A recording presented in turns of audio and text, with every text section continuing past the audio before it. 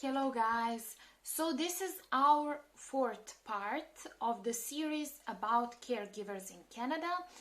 Before we start, I would kindly ask you to like, share and subscribe to my YouTube channel, and don't forget to hit that bell button because it's really important. You will get all the notifications not only when I'm posting videos but also when I'm posting, on the community tab posts, because sometimes I do not have so much material to put in the video, so I put it in the community tab. For those of you who want help with the job search in Canada, please do not forget to send your resume to englishconversations26@gmail.com, and I will gladly explain you our services and fees.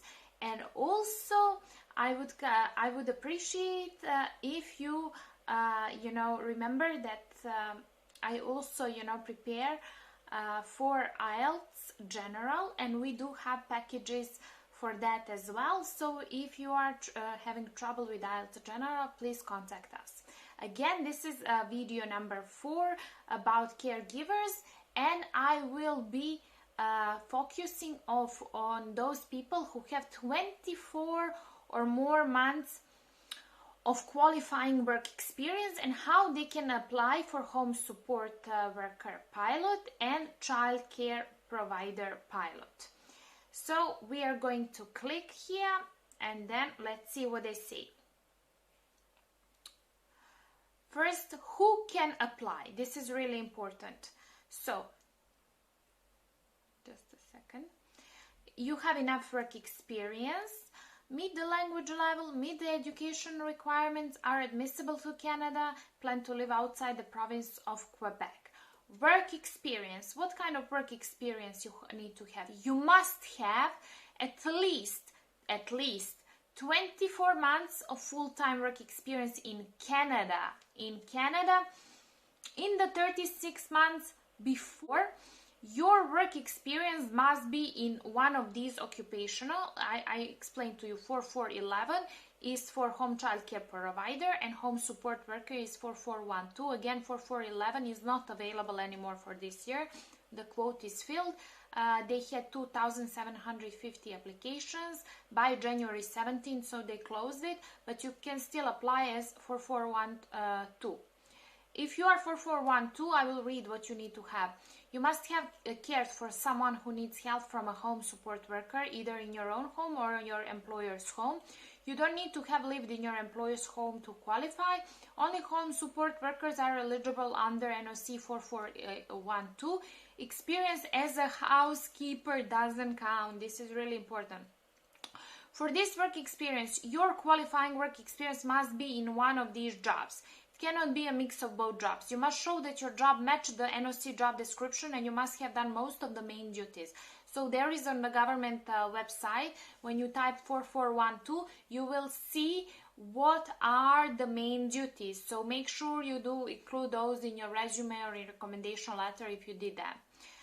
Your 24 months of work experience must be gained in a 36-month period. You don't have to have worked 24 months in a row, just 24 months total. So it doesn't have to be continuous. It can be like, in the periods, but you need those 24 months to be in the past 36 months, and you need to work at least 30 hours per week, which is 1,560 hours per year. And obviously it's a full and any work experience you had while you were a full-time student doesn't count. So this is really important for those of you who are currently studying and you're working as a caregiver. This doesn't count. A language level, again, CLB 5, which translates here to IELTS, you will see in this table. Education. You must have a completed post-secondary education credential at Canadian institution of at least 1 year. If you do not have a Canadian credential, you need to evaluate it by VES. Again, watch this video. So let's see.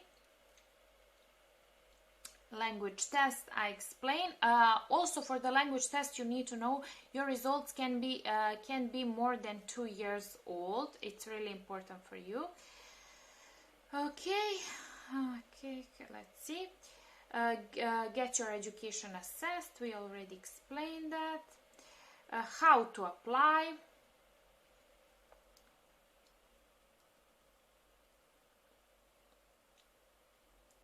So you need to complete application online, and then you need to fill out the forms on a computer. Some forms have a validate button, which will you click. After you successfully validated those forms, you will have a barcode page.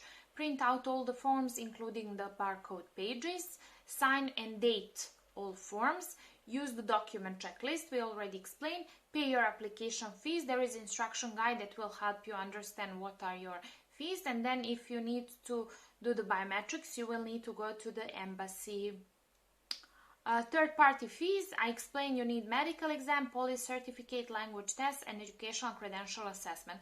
So please, when you are budgeting for your move to Canada, include these as well, because these can cost, they can make a hole in your budget if you do not count them on time. Submit your application. You can now apply online. Before you submit your application, again I said use the document checklist. What happens after you apply? Biometrics. If you have to give biometrics, they will send biometric instruction letter, which will direct you to a list of biometric collection services you may choose from near your country. Processing your application. Filled out your application forms correctly and signed them, paid your fees, submitted your biometrics, submitted proof of qualifying work experience, meet the language requirements, it's really important that you meet language requirements. A lady wrote to me and she's like, I have everything except the language requirements. Well, you're not eligible then. Meet the education requirements, include all other documents and information specified in the application package. If your application isn't complete, it won't be processed and will be sent back to you. Your application will be delayed if there are criminal or security problems or they need more background checks. Your family situation is not clear. I already explained this. Decision on your application. They are making it whether you meet the eligibility criteria, you submitted a complete application, and if you're admissible to Canada, meaning you're not some criminal, right? If you are approved for permanent residency, how you will get it. If they approve you for application for permanent residency, they will ask you to send passport to the processing office so they can issue your permanent residency. Okay, and then if you are already in Canada, when they approve your application for permanent residency, they will contact you and let you know what to do next. You will have to do short interview with an immigration office. For those people in Canada, you will need to do an interview with the immigration office.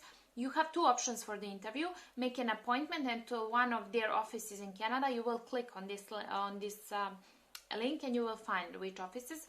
This is they say that this is the best option because you won't have to leave and re-enter Canada. Go to Canadian port of entry, border crossing, and bring your that letter you got and your permanent resident visa if they gave you one. During the interview, the officer will make sure all your documents are valid, see if you're able to financially support yourself and your family members in Canada, ask you a few questions to make sure you still meet the terms to immigrate to Canada, and confirm your Canadian mailing address so they can mail your permanent resident card.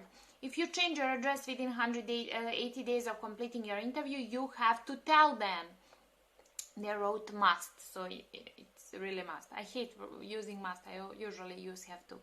If you are currently working in Canada, you are eligible for a bridging open work permit if you are approved in principle for permanent residency. If you are outside of Canada, when you arrive in Canada, you will be greeted by border service officer, and then I already explained you what you need to present to border service officer. So this would be it from me for caregivers. If you want to sum it up, if you want to be a caregiver, you cannot apply anymore from outside of Canada for live-in caregiver programs. Those who are already in Canada, they can to get the permanent residency, but those of you outside, you only have two pilot programs you can apply. Those are home support worker pilot and child care provider pilot. In 2022, child care provider is not available anymore because they filled the places for this year. It will start on January 1st, 2023, And I also explain you 3 ways how you can apply to these programs. If you do not have any qualifying work experience, you can still apply. If you have less than 24 months of work experience, you can apply. And if you have 24 months within the past 36 months and that experience is in Canada, you can apply directly to get the permanent residency. So please check video part 1, 2, 3 and this one, so you understand what are your options. Next week I will concentrate more about on these backlogs that are happening in Canada and what, you know, current immigration minister Sean Fraser promised, you know, he will do about this. Thank you so much for watching my YouTube channel. Please don't forget to share, like, share and subscribe to my YouTube channel, and I'm sending you a big heart. Bye!